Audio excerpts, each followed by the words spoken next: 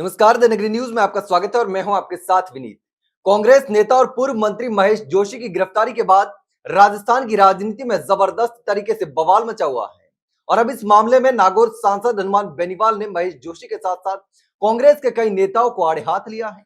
दरअसल जल जीवन मिशन में हुए 900 करोड़ रुपए के घोटाले के मामले में ईडी ने महेश जोशी को 24 अप्रैल को गिरफ्तार किया था, जिसके बाद उन्हें कोर्ट के आदेश पर 4 दिन की रिमांड पर भेजा गया। इस मामले ने एक बार फिर से सत्ता और विपक्ष के बीच आरोप प्रत्यारोप की सियासी जंग को तेज कर दिया है, जहां एक और सत्ता पक्ष महेश जोशी की गिरफ्तारी को भ्रष्टाचार के खिलाफ कार्रवाई बता रहा है, तो वहीं विपक्ष इसे बदले की भावना और एजेंसियों के दुरुपयोग का मामला करार दे रहा है। और इसी बीच महेश जोशी की गिरफ्तारी पर सबसे तीखी प्रतिक्रिया नागौर सांसद और आरएलपी सुप्रीमो हनुमान बेनीवाल की ओर से आई है। बेनीवाल ने न केवल महेश जोशी बल्कि पूरी कांग्रेस पार्टी को कटघरे में खड़ा कर दिया है। उन्होंने कहा कि जोशी ने मंत्री रहते हुए भ्रष्टाचार किया और जनता का पैसा लूटा। बेनीवाल ने तंज कसते हुए कहा कि जब इनकी सरकार थी तो ये चार्टर प्लेन से घूमते थे और अब पकड़े गए तो चड्डी बनियान में कर दिया गया। उन्होंने कहा कि अगर सही जांच हो जाए तो कांग्रेस के सारे नेता जेल में होंगे। बेनीवाल ने इस पूरे मामले को कांग्रेस की कथित भ्रष्ट नीतियों का नतीजा बताया और कहा कि राजस्थान की जनता अब इन चेहरों को पहचान चुकी है। दूसरी ओर कांग्रेस इस मामले को पूरी तरीके से राजनीतिक बदले की कार्रवाई बता रही है।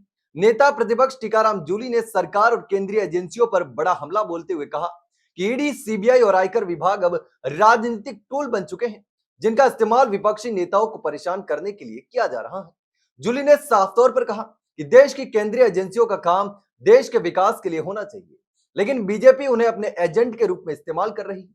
उन्होंने आरोप लगाया कि अब इन एजेंसियों का काम सरकार की आलोचना करने वालों को निशाना बनाना ही रह गया है। उन्होंने सवाल उठाया कि जब भाजपा के नेताओं पर गंभीर आरोप लगते हैं तो वो एजेंसियों की नजरों से कैसे बच जाते हैं। यह पूरा मामला अब सिर्फ एक गिरफ्तारी से आगे बढ़कर सियासी मोर्चाबंदी का रूप ले चुका है। एक तरफ जहां भाजपा इसे भ्रष्टाचार के खिलाफ कार्रवाई बता रही है, तो वहीं कांग्रेस इसे लोकतंत्र पर हमला बता रही है। आने वाले दिनों में इस पूरे मुद्दे को लेकर राजस्थान की सियासत में और भी बवाल हो सकता है, खासकर तब जब राज्य में चुनावों की सरगर्मी धीरे धीरे तेज होती जा रही है। महेश जोशी की गिरफ्तारी कांग्रेस के लिए बड़ा झटका है, लेकिन पार्टी इसे मुद्दा बताकर भाजपा को घेरने की कोशिश कर रही है।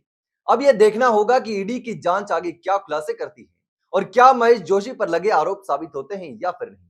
फिलहाल तो राजस्थान की राजनीति में इस मामले ने नई हलचल पैदा कर दी है और आने वाले समय में यह मामला और भी तुल पकड़ सकता है, क्योंकि सवाल सिर्फ एक नेता की गिरफ्तारी का नहीं बल्कि उन संस्थाओं की निष्पक्षता का भी है जिन पर देश की न्याय व्यवस्था टिकी हुई है। लेकिन इस पूरे मामले पर आप क्या सोचते हैं, कमेंट सेक्शन में कमेंट करके जरूर बताना। वहीं अगर जानकारी अच्छी लगी हो तो वीडियो को लाइक और शेयर जरूर करें और हाँ, चैनल को सब्सक्राइब करना ना भूलें। फिलहाल के लिए इतना ही, जल्द मिलते हैं एक नई जानकारी के साथ, तब तक के लिए नमस्कार।